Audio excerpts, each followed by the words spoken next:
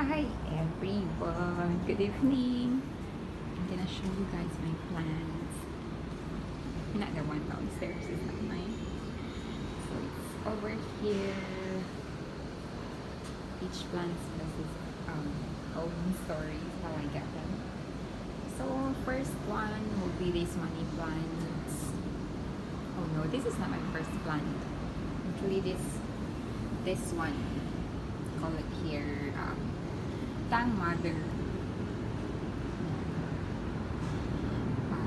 Bigay lang po to ng kapitbahay namin downstairs. She's from the Philippines also. But she got married from guy here. So ayan, lumami na siya. First is she only give me one. But then it grew. So I pluck out some of the leaves. Transferred it. Di ba may mga itlog pa? Ayan. The next plant is this one. I don't know what's the name of this. This one my employer bring home one day. Someone from our office gave her. I think ito tumutubo siya. Mataas. Hi! That's parcel. Thank you. May dumating pa na. Wait lang. Talagay mo na natin sa upuan.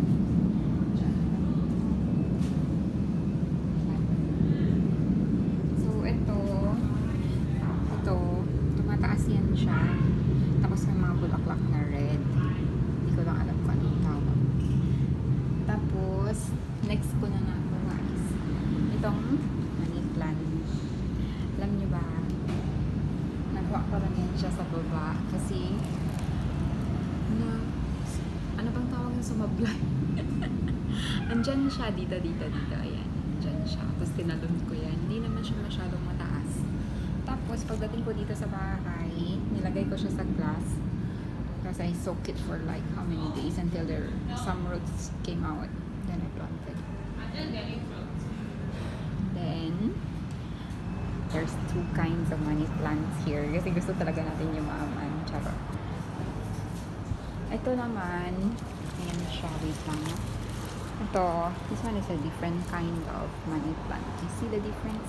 This one's heart shape. This one's a mini heart shape. Madami na din yan siya hanggang dun sila sa dulo. Buti na lang may ganito kami. Because last time, we don't have this one. But then the employer saw that I'm starting to have more plants. So she asked me if I want to get one of these. But first I told her I'll just get one first. See if I can put these two pots. And then this one, galing din to kay Ate Doreen. Kaya lang malapit na yata siyang ma-dead. Purple flower. I don't know what's the name. So yan. Kaya lang malapit na siyang mamatay. Tapos, ito naman orange. Pagka Chinese New Year kasi may kinukuha kaming flowers. Tapos isang orange na ganito. Kaya lang, yung ibang bunga niya nalalaglag. Tapos may tumubo na ilan dyan. So I transferred him here. I don't know if it's going to grow like this one also. Then there's another one. This one. Purple flowers din itong isa. Kaya lang, ewan ko ba? Hindi yata siya naaarawan or kulang sa tubig. Kaya ganyan. Hindi lumalabas yung bulaklak. Ayan, like that. Purple flowers. I forgot to show you one thing, guys. Tingnan niyo yung kapitbahay namin, di ba? Mayroon siyang papaya. Si Angel, matanda na yung kapitbahay namin. Ayan yung papaya niya. Malaki na kaysa doon sa akin. Meron din ako. Ayan yung akin. I didn't purposely plant this papaya. Mga ibon na dumadapo dito, di ba? Very thoughtful. Binigyan kami ng tig-isang puno ng papaya. Una yata niyang binigyan niya si kapitbahay ko kasi matanda na. Unahin daw muna yung mga mailan. Charot. So, ayan. Ayan siya. Maliit pa. Hindi naman din yata lalaki kasi nasa pasok lang. Tuturo ko sa inyo isang pot ng aking money plant. Ito talaga yung sinanin yan pa. Until lumago na sila ng ganyan.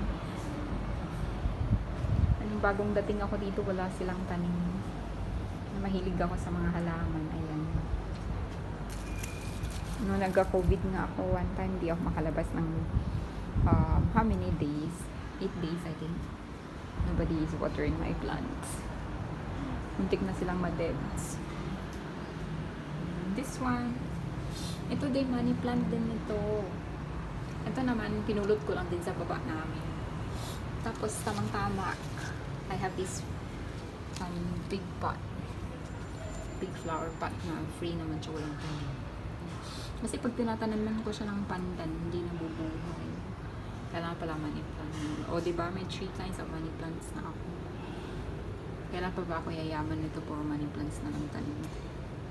So, ayan guys. Hanggang dito na lang kasi konti lang naman tanim ko. Thank you for watching. I'll make another video if this papaya grow up. Then there will be fruits. Pero wala yan ang pag-asa magka-fruits to. Ito naman, bisikleta to ng alaga ko. Wala kasing parking. Sa baba, mayroong parking for bicycles pero puno na. Kaya dito na lang. So, ayun. Thank you for watching everyone. Bye!